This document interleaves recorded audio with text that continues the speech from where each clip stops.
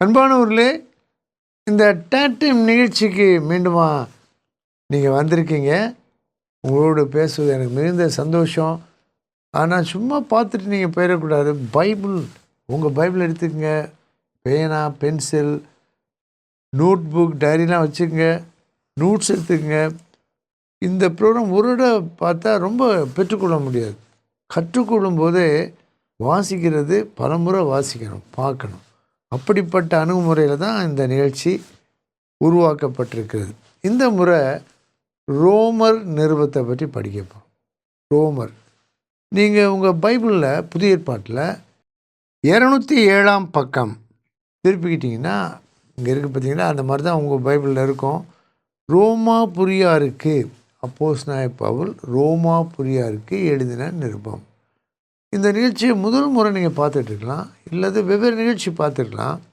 நீங்களும் பைபிள் வாசிக்கும்போது ரோமர் நிருபத்து பக்கத்தில் வந்தவுடனே முதல் 5 புத்தகங்களும் நெரேட்டிவ் அப்படின்னு சொல்லுது. கதை போல், சரித்திரம். யார் இருந்தால், எங்கே போனாங்க, என்ன பேசுனாங்க, என்ன நடந்தது, இதுதான் அதிகமாக இருக்கும். நம்ம படிக்கிறதுக்கு ரொம்ப நல்லாயிருக்கும். ரோமர்லேருந்து நிருபங்கள் என்ற ஒரு நீண்ட பகுதி இருக்குது. மொத்தம் 21 நிருபங்கள் இருக்கின்றன.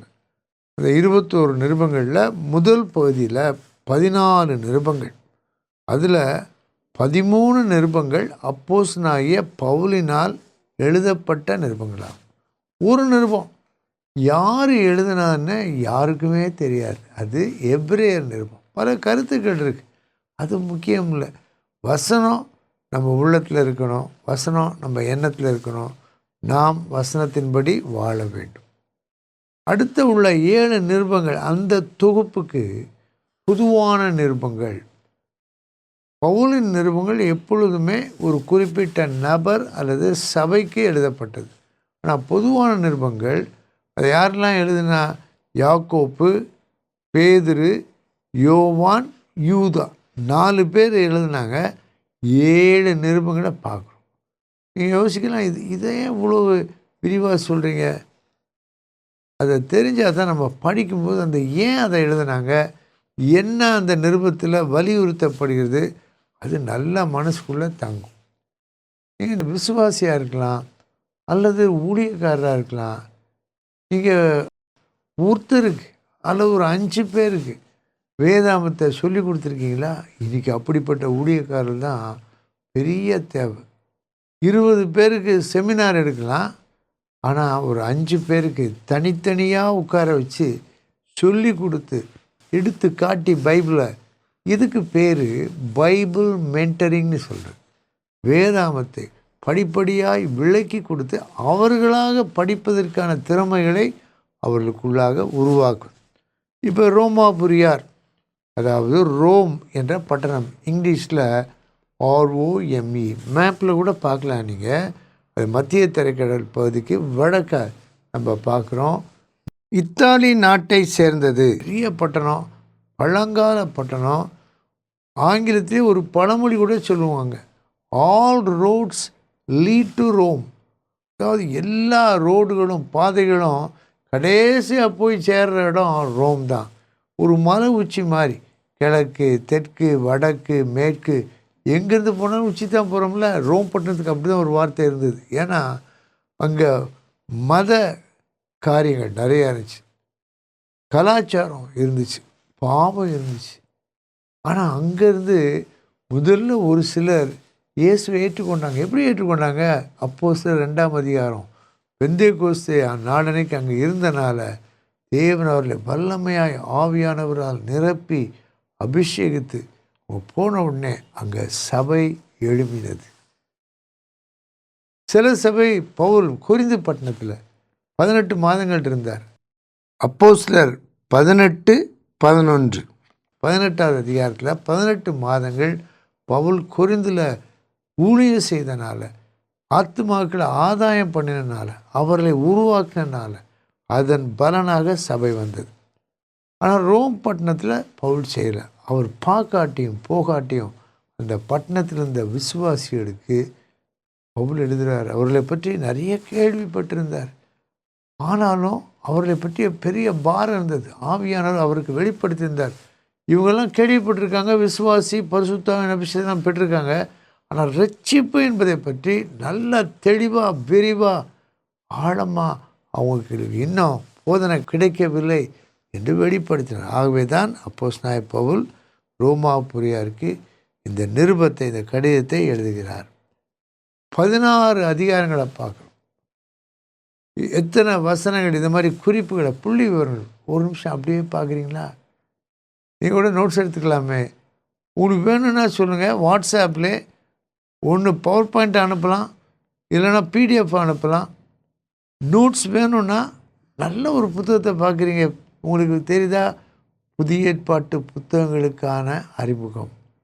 இந்த புத்தகம் ரொம்ப பிரயோஜனமாக இருக்கும். புதிய ஏற்பாட்டில் ஒவ்வொரு புத்தகத்தையும், சுவிசேஷம், நிருபம், வெளிப்படுத்த விசேஷத்தை வாசிக்கும்போது பின்னணியை அறிந்து கொள்வதற்கு தேவையானால் அதை பற்றி எங்களோடு கூட தொடர்பு கொள்ளுங்கள். கர்த்தர் உங்களை இன்னுமாய் வேதத்தை அதிகமாய் நேசிக்கவும் கற்றுக்கொள்ளவும் அதன்படி வாழவும் விரும்புகிறார். இப்போ யார் எழுதுனா? அப்போஸ்தலனாகிய பவுல். ஏன் எழுதினார்னா, அவர்களுக்கு உபதேசம் தேவை. எதை பற்றி எழுதினார்? ஒரே ஒரு வார்த்தை, முக்கியமான வார்த்தை, ரட்சிப்பு என்ற வார்த்தை. ரட்சிப்புன்ற வார்த்தை புதிய ஏற்பாட்டில் உள்ள பொருள் ரொம்ப விசேஷமானது. ரட்சிப்பு.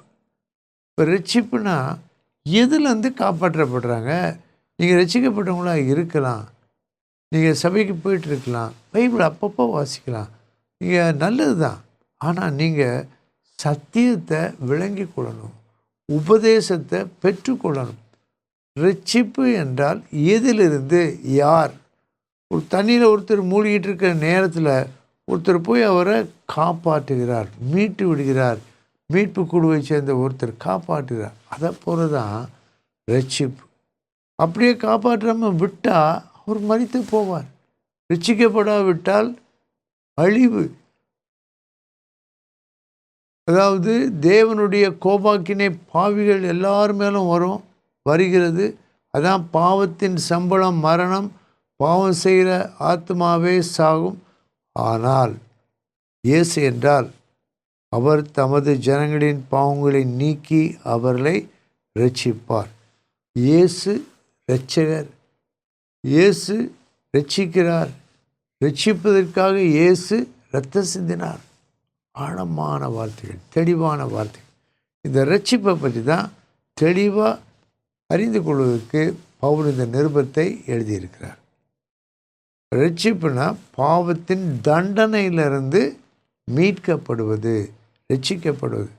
காப்பாற்றின உடனே அவ்வளோதான், அப்படி இல்லை.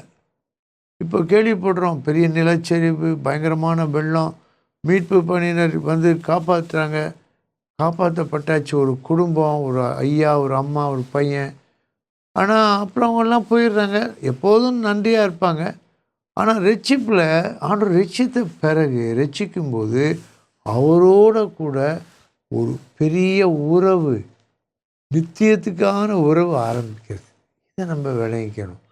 ரட்சிப்போட அந்த ஈவெண்ட், நிகழ்வு, அந்த அனுபவம் மட்டும் இல்லை, அதிலிருந்து ஒரு வளருகின்ற உறவு இரட்சகரான இயேசுவோடு ஆரம்பிக்கிறது. அது ரொம்ப முக்கியம். அப்படி ஆரம்பத்தை அறிந்தவர்களுக்கு பேர் தான் விசுவாசிகள். இயேசுவை விசுவாசித்திருக்காங்க.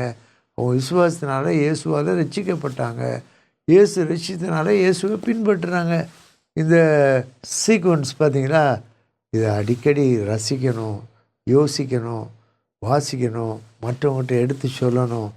எப்படி இயேசு உங்களை ரட்சித்தார், எப்படி அவங்கள ரட்சிக்க முடியும், அதை விளக்கி சொல்லணும். அதுதான் இந்த நிருபத்தில் நம்ம பார்க்குறோம். ரட்சிப்பு தான் அப்போ கீவேர்ட், ஆதாரமான வார்த்தை. அந்த ரட்சிப்பு எதிலிருந்து அப்படின்னு சொல்லணும். யார் அப்படின்னு கேட்டால், 1ஆம் அதிகாரத்தில் 208ஆம் பக்கத்தில் பார்த்தீங்கன்னா நிறைய இடத்துல அக்கிரமங்கள், பாவங்கள் சொல்லப்பட்டிருக்கு. எல்லாருக்கும் ரட்சிப்பு தேவை. பாவிகள், துன்மார்க்கர் எல்லாரும் ரட்சிக்கப்படணும். ரட்சிக்கப்படாவிட்டால் ஆக்கினை தீர்ப்பு, முடிவில்லாத அழிவு நரகத்தில். அதனால தான் 1 அதிகாரத்தில் யாருக்கு ரட்சிப்பு, முதல் 4 அதிகாரங்களிலும் யாருக்கு ரட்சிப்பு தான் பவுல் விளக்குறார். 2வது அதிகாரத்தில் சன்மார்க்கருக்கு, நல்ல பக்தியானவங்க, உண்மையானவங்க, நேர்மையானவங்க, அன்பானவங்க, ஆனால் அவங்க ரட்சிக்கப்படணும், அது முக்கியம். அவரால் இல்லாமல் வேறொருவராலும் ரட்சிப்பு இல்லை. அப்போஸ்தலர் 4:12. அங்கே அடுத்தது யூதர் ரட்சிக்கப்படணும், அதான் 3ஆம் அதிகாரத்தில் 3:1 பாருங்கள். இப்படியானால் யூதனுடைய மேன்மை என்ன? 3 பார்த்தோம், துன்மார்க்கர், சன்மார்க்கர், யூதர். அப்புறம் பார்த்தீங்கன்னா 3:12 எல்லாருக்கும் ரட்சிப்பு தேவை. இனிமேல் மறக்காது. ரோமர் 1-4 அது ஒரு தனி ஷெல்ஃப் மாதிரி, ஒரு தனி பிரிவு மாதிரி. யாருக்கு ரட்சிப்பு தேவை வரிசையாக சொல்லிடலாம். எல்லாருக்கும், கொடியவர்கள் எல்லாருக்கும் ரட்சிப்பு தேவை. அப்படி தான் இயேசுவோடு தொங்கின கள்ளன் ஒருவன் அவரை ஏற்றுக்கொண்டு மரிக்கிறது மட்டும் ரட்சிக்கப்பட்டான். 2 சன்மார்க்கர், 3 யூதர், 4 எல்லாரும். இனிமேல் மறக்காமல் வச்சுங்க, எழுதிக்கங்க. இந்த குறிப்பை பைபிளில் எழுதிக்கலாம். அடுத்து தொடர்ந்து படிப்போம். ரட்சிப்பு என்ற வார்த்தையை எப்படி பவுல் நீதிமானாக்கப்படுதல் என்ற சத்தியத்தின் மூலமாக, வார்த்தையின் மூலமாக விளக்குகிறார். தொடர்ந்து இந்த நிகழ்ச்சியை பாருங்கள், அடிக்கடி பாருங்கள். ஒரே ப்ரோக்ராமை 4 தடவை பாருங்கள், நிச்சயமாக பாருங்கள். நான் சொல்கிறது உங்களுக்கு புதுசாக இருக்கலாம், சும்மா நீங்கள் அப்படி என்ன பார்க்குறேன்னு நினைக்கலாம். ஆனால் கர்த்தர் உங்களோடு பேசுகிறார். ஒரு விரும்பின கேமை 5 முறை 10 முறை பார்த்துக்கிட்டே இருக்காங்க. அதெல்லாம் அழிந்து போகிறதும் அழிக்கிறதுமா இருக்கிறது. தேவனுடைய வசனம் அழியாமல் காத்துக்கொள்ளுது, அழிவுக்கு தப்பு வைக்குது. பாருங்கள். அப்பா பிதாவே, நன்றியோடு ஸ்தோத்திரிக்கிறோம். இந்த ரோமர் நிருபத்தின் அறிமுக இந்த பாடத்தை அநேகருக்கு ஆசீர்வாதமாக்கி தரோம். பார்க்கும்போதே தேவனுடைய வெளிப்பாடு இயேசு கிறிஸ்துவின் நாமத்தினாலே அவர்களுக்கு உண்டாகட்டும். ரட்சிக்கப்படாவிட்டால் ரட்சித்தரும், ரட்சிக்கப்பட்டிருப்பார்கள் என்றால் சத்தியத்தை விளங்கி சத்தியத்தில் உபதேசத்திலே வேரூன்றட்டும். இயேசுவின் நாமத்தில் கேட்கிறோம் பிதாவே, ஆமேன்.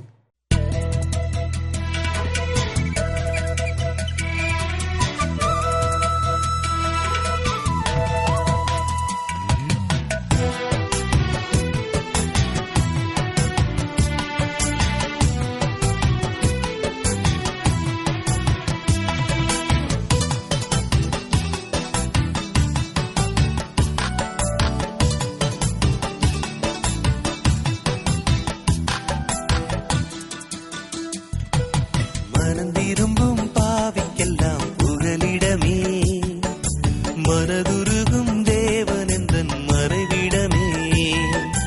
மனந்திரும்பும் பாவிக்கெல்லாம் புகலிடமே, மனதுருகும் தேவனெந்தன் மறைவிடமே.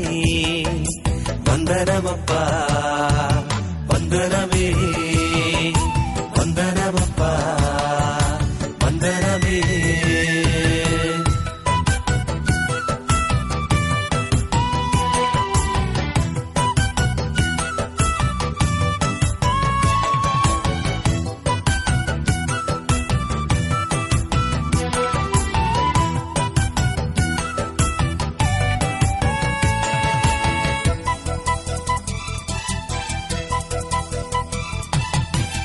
திருச்சபை நடுவில் உமது பெயரை சொல்லியே பாடிடுவேன்.